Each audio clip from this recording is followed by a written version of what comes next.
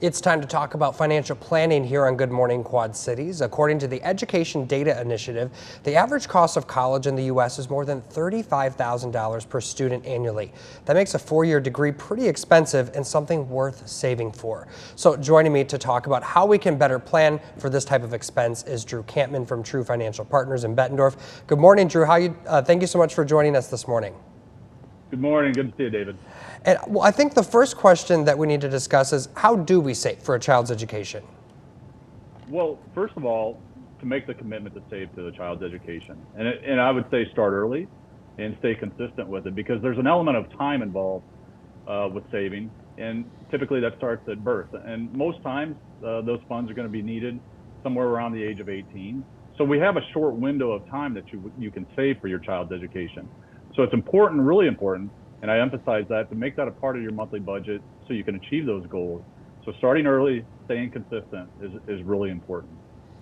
And obviously you're not oblivious to this, but with inflation right now, money's really tight on many families. So if we're already deciding between paying the light bill or buying groceries, how do we fit this into an already stressed budget? Yeah, we're really seeing high expenses right now. And that's obviously putting a lot of pressure on most people's budgets. And you know, a budget, or anybody's budget, is a living, breathing document, which means that there's always going to be adjustments that need to be made. And when you look at your budget, I would always emphasize focus on, you know, your household costs, your fixed expenses, your debt, paying down debt. So there's going to be times where you may have to make sacrifices, maybe in your spending habits, that may have to adjust and change. But I would always encourage, you can always decrease the amount that you put into a college savings plan. You may not want to go to zero, but you may have to adjust those things to make priorities within your budget and focus on those priorities, and you'll be able to achieve those goals and continue to. But there's always going to be adjustments made. Absolutely. And so what are the best ways that we can save right now, in your opinion? There's a couple of different ways that we look at to save for college. Number one would be a 529 college savings plan, or a tax advantage savings plan, which is the 529.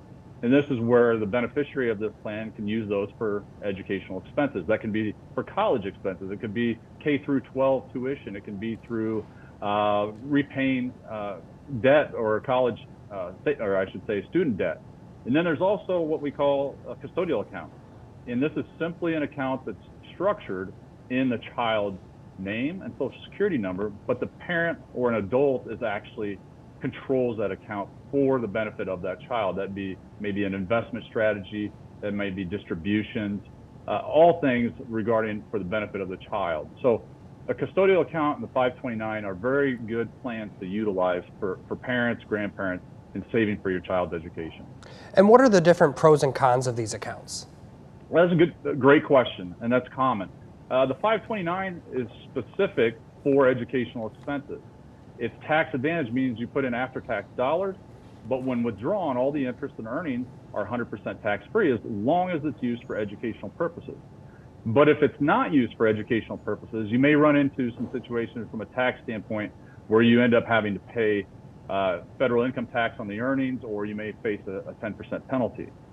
The custodial accounts have a lot more flexibility, although they may have some tax liabilities. The custodial accounts can be used for anything. They can be used for buying a car at 16. It can be used for a trade school. It could be used for college education, trade schools. There's no limit on that. So there's a lot more flexibility in the custodial accounts, yet there might be some tax liability, unlike the 529 plan structure. Okay, and as parents, if we're saving, it of course doesn't automatically mean that our child's going to go to college. So if my child makes that decision for themselves and says, you know, I'm not going to go to college, I'm going to do X, Y, Z instead, would I run into any issues of using money from any of these accounts? Yeah, the 529 plan, if, let's say, in this instance I mentioned just a second ago, if the child decides to go to trade school instead of college, the 529 plan will not benefit in the way that it's structured for higher education in like a four-year college. So you end up paying penalties or taxes on the earnings.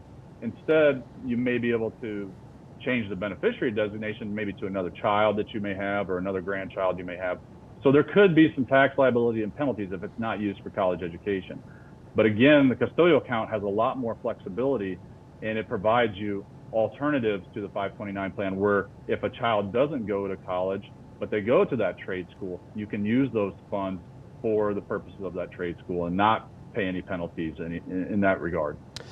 Generally speaking, when you're looking at a custodial account, those interest rates are pretty small. How does the 529 savings account compare and getting the most bang for your buck?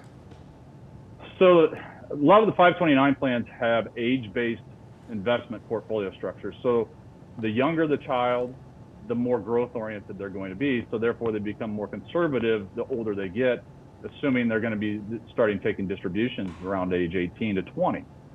A custodial account can actually be, it's a self-directed account. You can invest in anything you want. You can invest in individual stocks, bonds, mutual funds, ETFs. So there's a lot more investment flexibility in the custodial account versus the 529. So you have more control from an investment standpoint as a custodian on account versus the 529 plans. They already have structured portfolios and they're most often age-based. All right, Drew Kampman from True Financial Partners in Bettendorf, thank you so much for joining us today. Good to be with you. All right, and Good Morning Quad Cities continues right after this.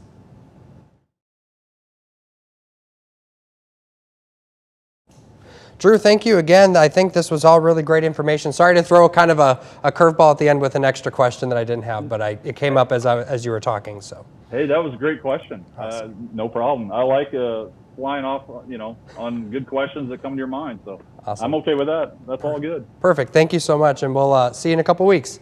Sounds good. Have a great week. You too.